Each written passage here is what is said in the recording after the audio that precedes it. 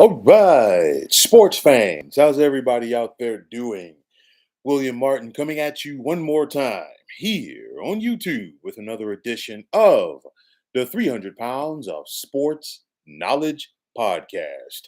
Now, I said that and I've been talking about this for a long time now. I said that this additional tax apron in the NBA was going to be a difference maker, and we're seeing it already, courtesy of the Boston Celtics. Within less than 24 hours, the Celtics have traded guard Drew Holiday along with center Kristaps Porzingis in separate deals that are going to save Boston more than $180 million in regards to their luxury tax bill. Now, yesterday, Boston sent Holiday back to the Portland Trailblazers in exchange for Anthony Simons, while today they engaged in a three-team deal with the Brooklyn Nets and the Atlanta Hawks. And of course, as part of that deal, Porzingis is going to the Hawks, while Terrence Mann, along with the Atlanta's first-round pick, is going to Brooklyn, and Georges Niang was part of that deal as well, as he's going to Boston. To me, you look at it, and things change very quickly for the Boston Celtics. I mean, you look at it; they have a new ownership group taking over, and like I said, it was a shrewd move by Whit Grousbeck to exit stage right after the Celtics won that championship last year, and he's getting out of there. He got out of there rather before that luxury tax bill came due.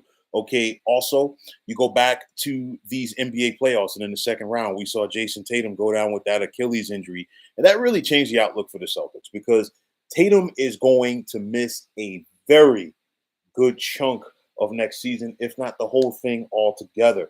So you're looking at it, Boston more than likely is not going to have a championship caliber team for next season. So now you've got Tatum on the shelf. When you're talking about Tatum earning nearly $60 million for next season. So now you've been able to unload the salary of Drew Holiday if you're Boston.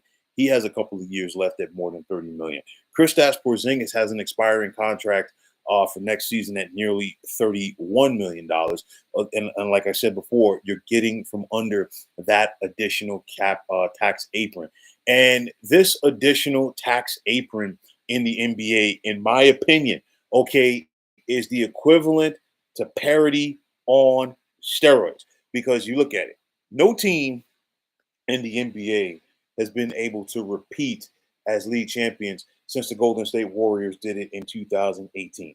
Parity is king now in the NBA more than ever. And this tax apron is going to help that aspect stay in place for quite some time. I think a team like Oklahoma City does have the opportunity to repeat, but for the Thunder, they're going to have that opportunity because they've got a young squad that they haven't paid yet. Okay, that's the biggest thing right there. But you look at it, the luxury tax was put in place, to limit the big market teams. And, the teams that want to win, they always find workarounds.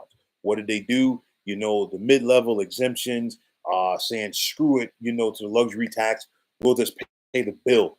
This additional tax apron changes a lot of that. Okay. So it's going to be more focus on drafting and developing your talent, and of course trying to do it on the cheap. And it's one of those, it's going to be kind of like the salary cap in the National Football League. It's going to be kind of like the luxury tax right now in Major League Baseball. You can't pay everybody.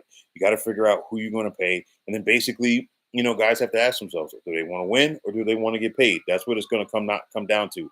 But nonetheless, like I said before, the smart teams, they're going to find workarounds like they always do. And I'd say the smart teams, the teams that want to win.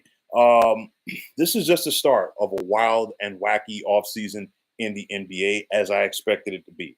We've already seen Kevin Durant get traded to Houston.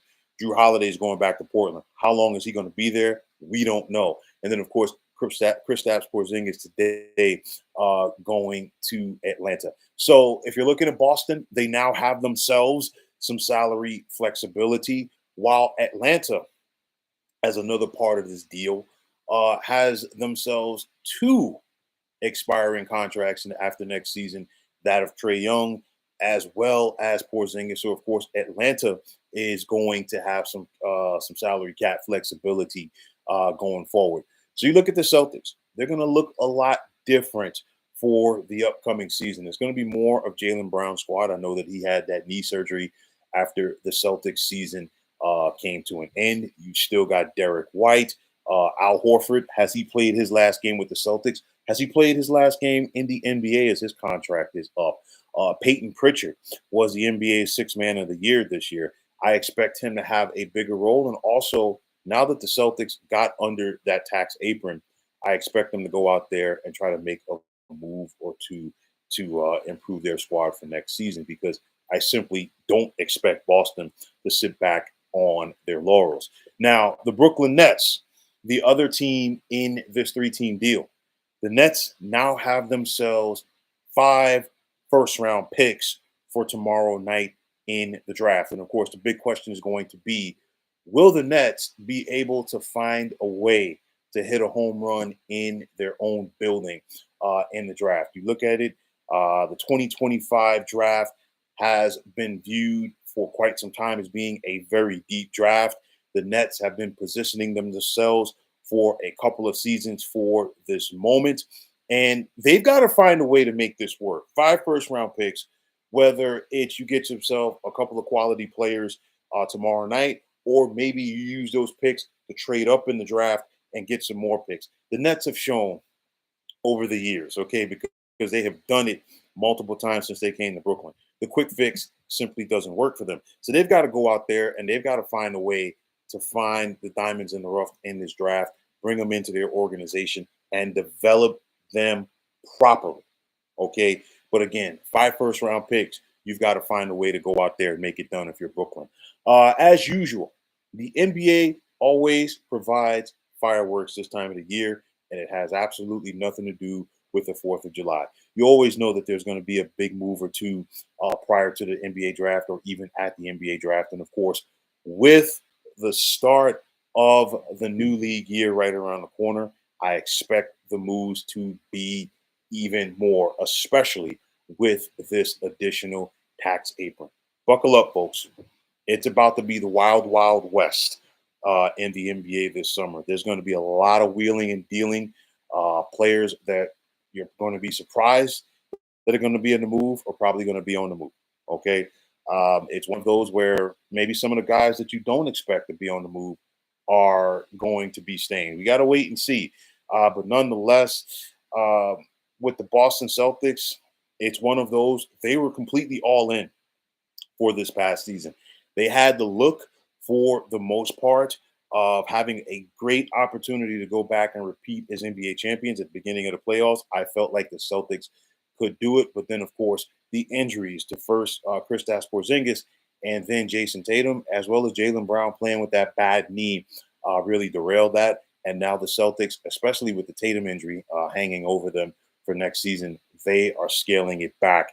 But I don't expect the Celtics to fall that far off. I still expect the Celtics to be a playoff team. I still expect the Celtics to be in contention in the Eastern Conference, and I still expect the Celtics to find a way to go out there and give their fans some excitement and something to cheer about. But nonetheless, that luxury tax bill was looming, and it was scary for the Boston Celtics. That's the only reason why Drew Holiday is a Portland Trailblazer, and that's the only reason why Kristaps Porzingis is an Atlanta Hawk at the present moment. But nonetheless, that's the name of the game in the NBA: finances.